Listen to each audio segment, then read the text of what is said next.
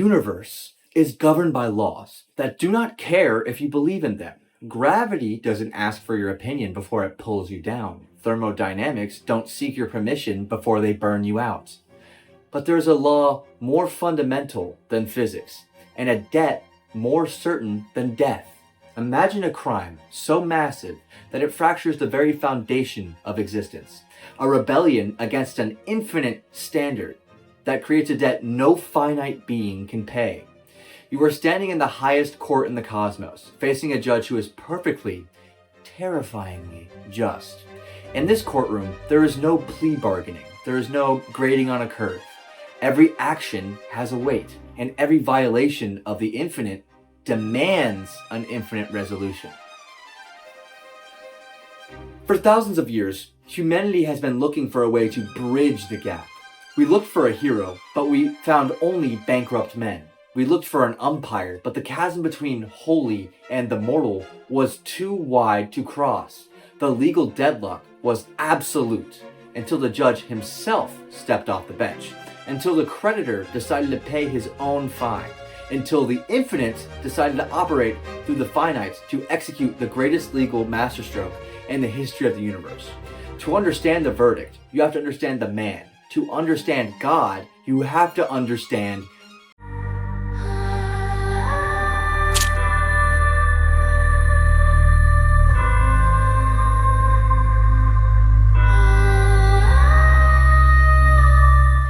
the foundation of the case for Christ's divinity does not begin with a miracle in a manger.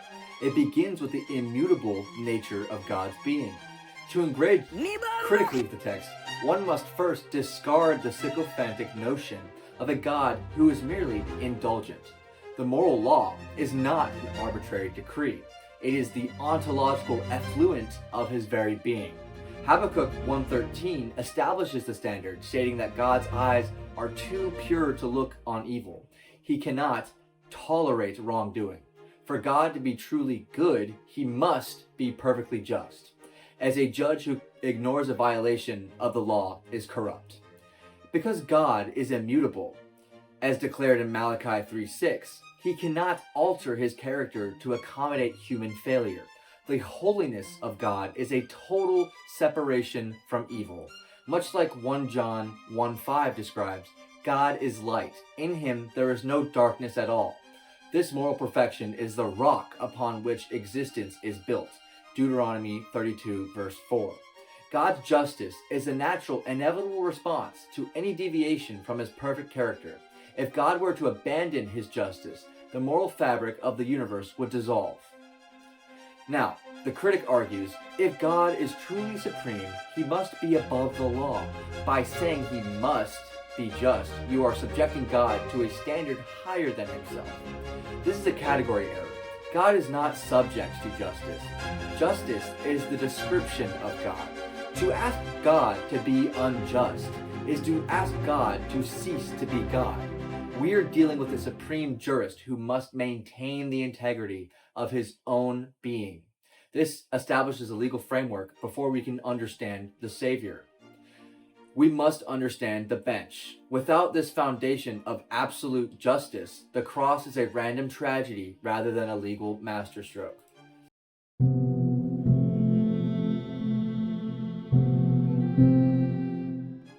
The bench demands justice because sin is a cosmic crime that incurs an infinite moral debt. To understand this, we must employ the logic of positional gravity. The weight of an offense is determined by the status of the authority being offended. David, after committing murder, recognized this in Psalm 51 verse 4, crying out, "Against you, you only have I sinned." He understood that while he harmed human, his primary debt was to the infinite one whose law he had shattered. When this logic is applied to the infinite creator, the implications are staggering. Any rebellion against his authority is an act of high treason. Therefore, the debt incurred is infinite in its depth. Romans 6:23 defines the legal weight of this debt as death, an eternal separation from the source of life. The crisis is compounded by the fact that humanity exists in a state of wounded goodness. While we are still made in the image of God, our nature has been fractured by the fall. We are like a masterpiece that has been slashed. The beauty remains, but its functional value has been erased. Now, the critic asks, if God is sovereign, why does he require a transaction? Why can't he simply forgive? To suggest God can simply waive the law is an error of sovereign caprice. If God ignores the violation of his own character, he denies his own existence. In a forensic reality, simple forgiveness without satisfaction is not mercy. It is unraveling the truth. God cannot lie. The cross is the only path that maintains the integrity of the infinite. Psalm 49 verse 7 confirms, no man can redeem the life of another, or give to God a ransom for them. The debt is so high that even our wounded goodness has no capacity to satisfy the standard.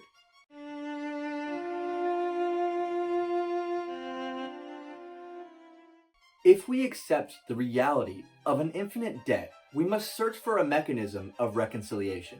Job, perhaps the oldest voice in the biblical canon, articulated this deepest human need in Job 9 verse 33, crying out for a daysman or an umpire, someone to mediate between us, to lay his hand upon us both. This mediator must possess the unique ability to touch both the nature of God and the nature of man. The necessity of this mediator is further established by the ontological gap. God is spirit, John 4:24, while man is flesh. There is no natural meeting point. The Old Testament priesthood was a temporary answer. As Hebrews 10:1 explains, the law was only a shadow pointing ahead to the permanent and perfect intercessor. Critically, this plan was the proto-evangelium in Genesis 3:15, which speaks of a seed of the woman who would crush the head of the serpent. This promise established that the Savior would be human, born of a woman, yet would possess a power far beyond that of a mere mortal. This was the first blueprint to the mediator, identifying him as the one who would step into the crisis of the fall to restore what was lost. While the etymological debates exist, there is remarkable linguistic alignment within the genealogies of Genesis 5. When analyzing the names from Adam to Noah through their primary roots, a coherent narrative emerges. Man is appointed mortal sorrow, but the blessed God shall come down, teaching that his death shall bring the despairing rest. Though scholars may offer varied translations for specific names, the convergence of these themes provides a striking internal signal. We have established that the judge is just and the debt is infinite. Now that we see a unique person is required to stand between the two, this mediator cannot just be a just man, nor can he remain only as a distant spirit. He must be a bridge, as 1 Timothy 1:5 later confirms. There is one God and one mediator. The man is Jesus Christ.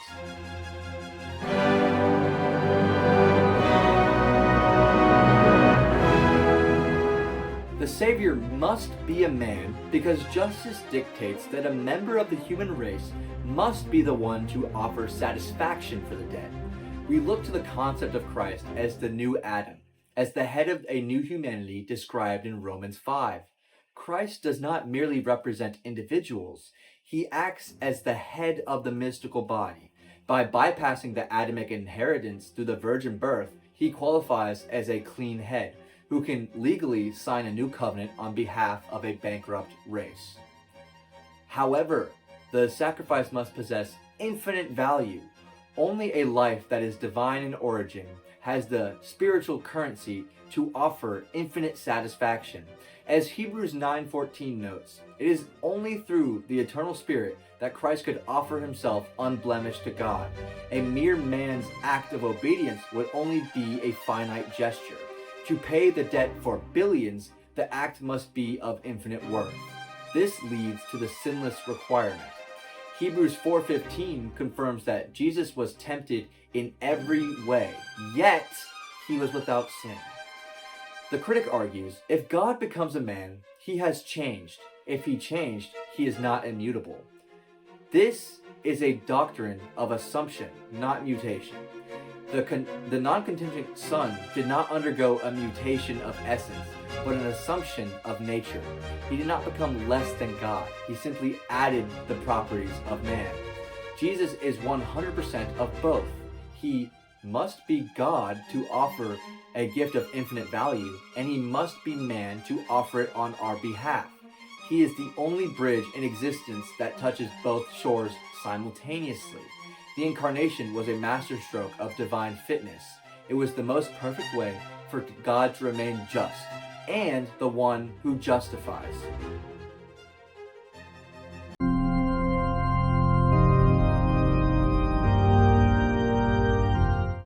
If the legal requirements of the chasm demand a God-man, we must then search history for a figure who matches this forensic identity.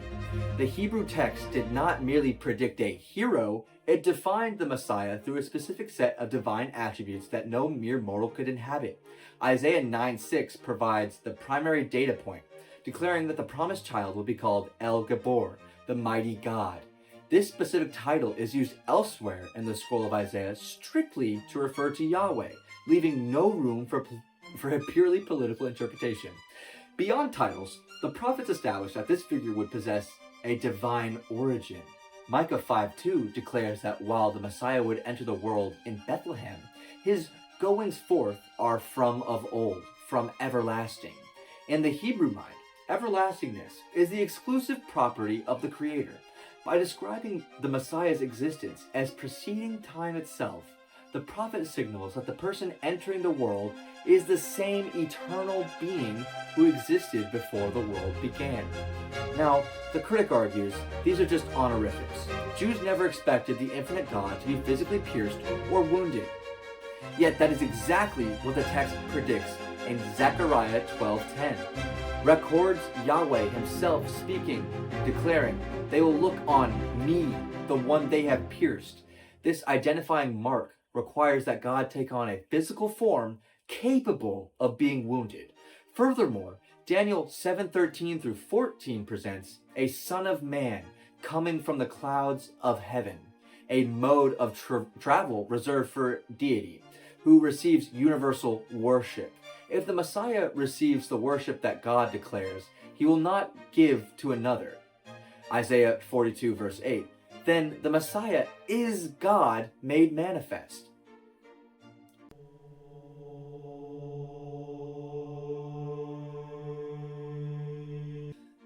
The question then becomes, did Jesus of Nazareth actually function as the God identified in these ancient blueprints? The historical record suggests he exercised prerogatives that belong exclusively to the Creator. In the Sermon on the Mount, Jesus reinterpreted the Sinai Law, not as a rabbi, but as its original author, using the formula, "You have heard it said, but I say to you." Furthermore, he demonstrated command over nature. In Mark 4:39, he stills a storm with a word. The disciples' terror stemmed from their knowledge of Psalm 107:29, which states that only Yahweh stilled the storm to a whisper. The critics say Jesus was just a great teacher. When he forgave sins, he was just declaring God's mercy. The religious leaders, the experts in the law, understood the legal claim being made. They knew the logic. Who can forgive sins but God alone? By granting absolution, Jesus positioned himself as the offended party in every human transgression. He was acting as the supreme jurist who had the right to wipe the ledger clean. This authority extended even over death. Jesus claimed the unique power to raise his own life. John 10:18. He did not just teach about God, he allowed himself to be treated as God, accepting the worship that he knew the law reserved strictly for Yahweh.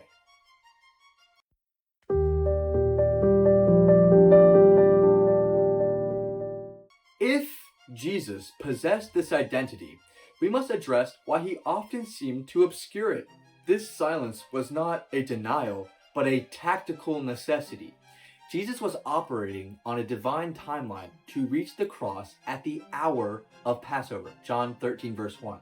Publicly declaring absolute deity too early would have led to premature execution for blasphemy, preventing him from fulfilling the years of teaching required to establish his credentials. The critic asks, if he was God, why would he not just say it? A real God wouldn't play games with his identity. Jesus was managing the explosive expectations of a people seeking a military leader, as John 6:15 records. He withdrew when they intended to come and make him king by force. His identity was not a secret because it was untrue, but because the popular understanding of Messiah was a distortion of his divine nature.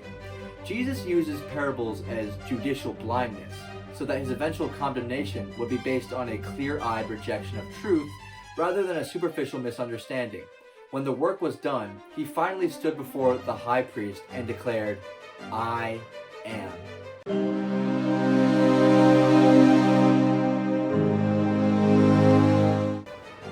The identification of this figure is anchored in mathematical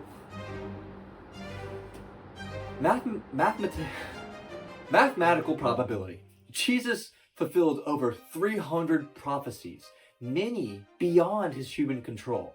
He could not choose the city of his birth or the timing of his arrival. He could not ensure that his executioners would gamble for his clothing rather than tearing it, as Psalm 22 verse 18 says. While many of these prophecies are typological and not independent of one another, I would tend to say that makes their collective fulfillment even less probable by accident. The critic claims the gospel writers just made up the stories to fit the prophecies. A writer can fake a story, but they cannot fake history.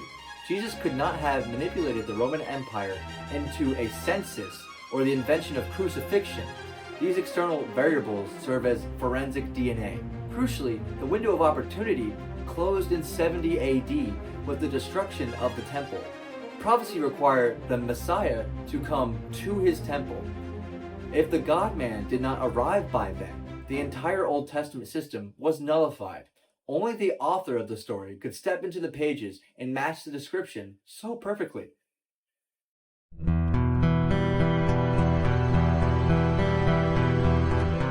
This forensic trail leads us to the incarnation paradox. Critics point to human limitations as proof he was not God, but as we established, the non-contingent Son did not undergo a mutation of essence, but an assumption of nature. Colossians 2:9 provides the summary, "For in him dwells all the fullness of the Godhead." As a man, he hungered. As God, he was the bread of life. As a man, he died. As God, he conquered death. The critic's last move. If Jesus is God, why did he die?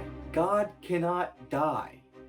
The person of the Son died through his human nature, but his divine essence remained. This is the masterstroke. The judge did not pardon the debt, he paid it by taking the stand himself. He satisfied the infinite standard of chapter 1 and paid the fine of chapter 2. The death of Jesus was the death of a man, but the value was the value of God. The case is a closed loop of logic. He is the judge, the creditor, the mediator, and the payment. Jesus is God because the very laws of existence and testimony of history demand that he be. If this forensic DNA matches, the only remaining question is how you respond to the judge who became your substitute. Thank you for watching. God bless.